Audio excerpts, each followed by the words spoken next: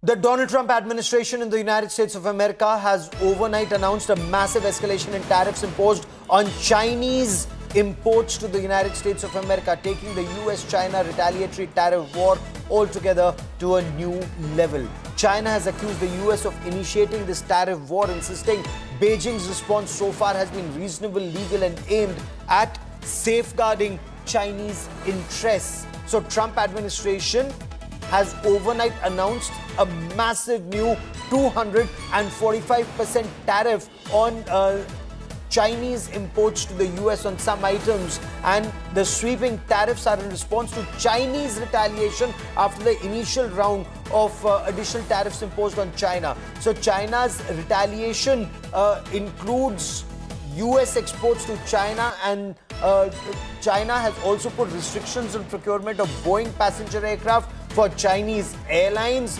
Donald Trump's America First policy has led to this massive trade war. Additional tariffs on China are now being justified on national security grounds. The United States has accused China of restricting supplies of critical high-tech material to the US. So information that is being received indicates that China has restricted the supply of gallium, germanium, and antimony, and China has restricted supplies that are very critical for military, aerospace, and semiconductor industry in the United States of America. China has accused the United States of threatening and blackmailing Beijing. China, in a statement, has said they seek dialogue that's based on equality, respect, and mutual benefit. The President has made his position on China quite clear, although I do have an additional statement that he just shared with me in the Oval Office. The ball is in China's court. China needs to make a deal with us. We don't have to make a deal with them. There's no difference between China and any other country except they are much larger.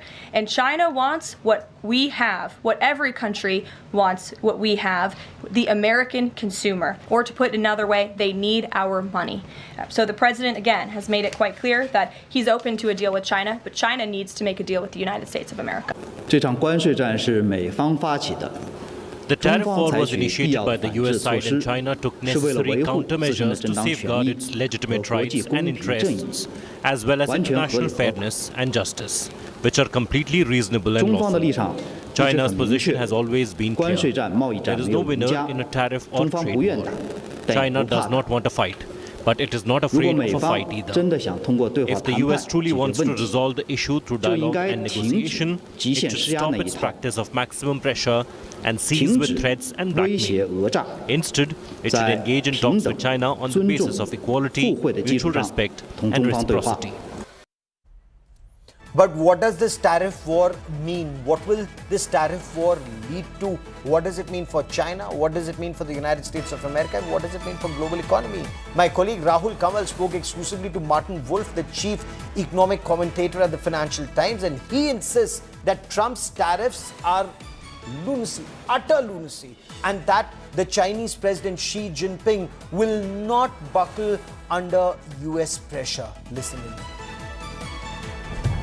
What do you make of China's policy response to Trump's tariffs? Far from buckling down, Xi Jinping seems determined to fight on.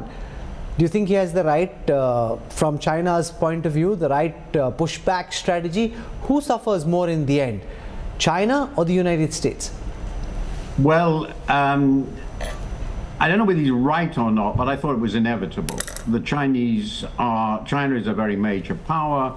It's a very proud country. It feels very strongly that it was humiliated in the 19th century and is not going to be humiliated again. So to bow down to a bully like Trump, and clearly he is a bully, will be very humiliating for Mr. Xi, and I think more broadly for the Chinese elite.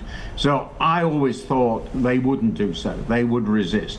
They have clearly worked very hard over many years to Trump-proof, if you like, their economy, and I think they will be in reasonable shape to do so. The trade impact will be significant, particularly if in the long run, the Americans are able to attack indirect Chinese exports, as I discussed. Direct exports from China to the US are not that huge. They can clearly survive. If they attack all the indirect exports, it would be more significant. But China finally has huge policy room. It can expand demand if it wants to. Public sector debt, government debt is very modest. It can clearly borrow more and spend more. It can transfer money to households which need it. It has a weak economy anyway, and that would motivate them, I think, to do these sorts of things. So I think they have a pretty fair degree of maneuver, room for maneuver. But that seems to be against Xi's economic instinct. While he's a communist, he doesn't seem to be a socialist, and this kind of public welfare, social sector spends, from what he's said and done so far, seem to be against his economic instinct. Yes, that I think is right, but there's an even more important instinct for survival.